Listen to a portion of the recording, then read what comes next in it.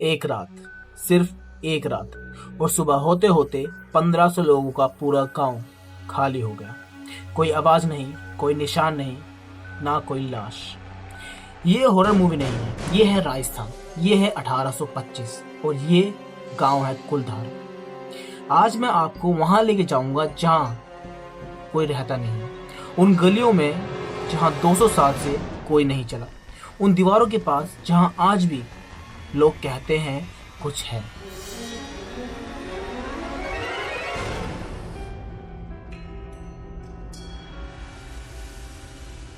पहले समझते हैं कि ये कुलधारा था क्या।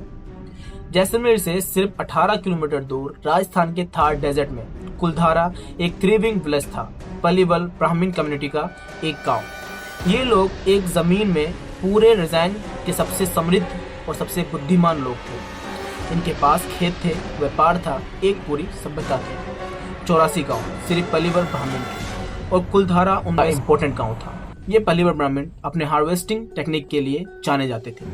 डेजर्ट में भी इन्होंने खुशहाली बनाई थी और फिर एक रात सब खत्म हो गया। लेजेंड ये है कि कुलधारा के मुखिया की बेटी बहुत खूबसूरत थी और जैसलमेर के दीवान सलीम सिंह एक जालिम लालची आदमी था। उसने उस लड़की को अपने पास लाने की कोशिश की, यानी उसने पूरा इरादा बना लिया था।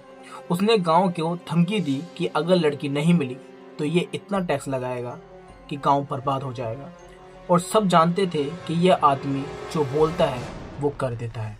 अपनी बात मनवाने के लिए ये किसी भी हद तक गिर सकता है। तो पलीमल ब्राह्मण ने क्या किया?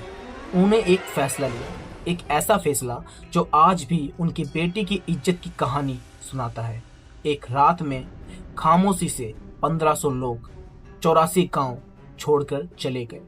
कोई आवाज नहीं, कोई झगड़ा नहीं, कोई निशान नहीं, वो बस गायब हो गए, जैसे हवा में घुल गए।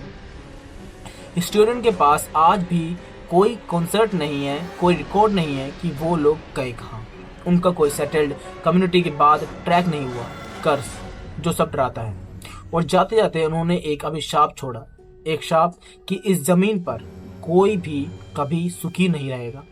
जो भी यहाँ पर घर बनाने की कोशिश करेगा वो बर्बाद हो जाएगा या तबाह हो जाएगा। 200 साल हो गए, आज भी कुलधारा में कोई नहीं रहता। अब आते हैं उस हिस्से पे जो मैं सच में जानना चाहता था, क्योंकि हिस्ट्री तो बुक में लिखी गई, लेकिन वो लोग क्या कहते हैं जो वहां पर गए थे। एएसआई गवर्नमेंट का खुद का बयान।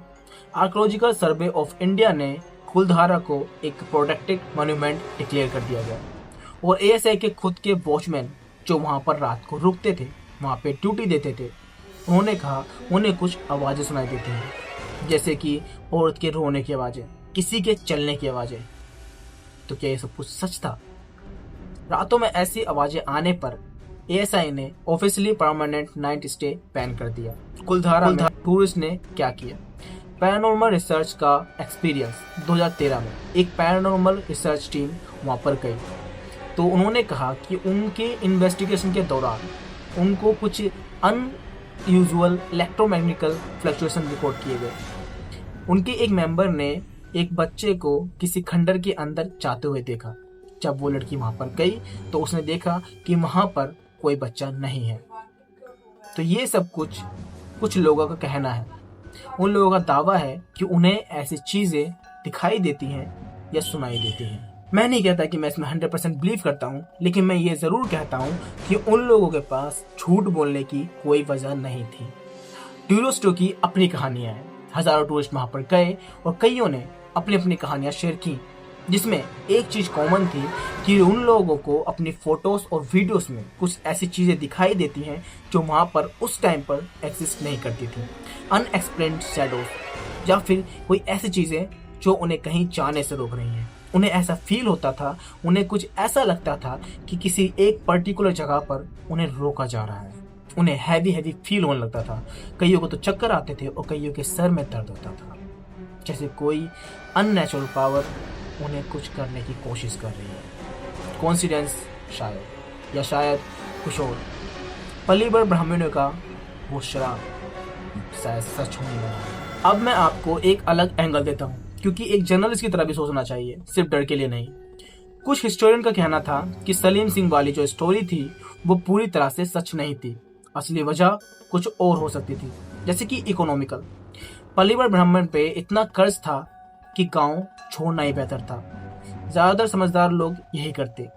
या फिर वाटर स्कैर्सिटी, थार डेजर्ट में आने वाला सूखा उन्हें मजबूर कर देता कि उन्हें गांव छोड़ना ही पड़े। डॉक्टर विकास दिलवर, जो एक कंजर्वेशन आर्किटेक्ट भी हैं, उन्होंने कुलधारा पर रिसर्च की है। उनका मानना है कि एक्वाडक्ट्स और ग्रेजुअल था, एक रात में सब कुछ नहीं हुआ।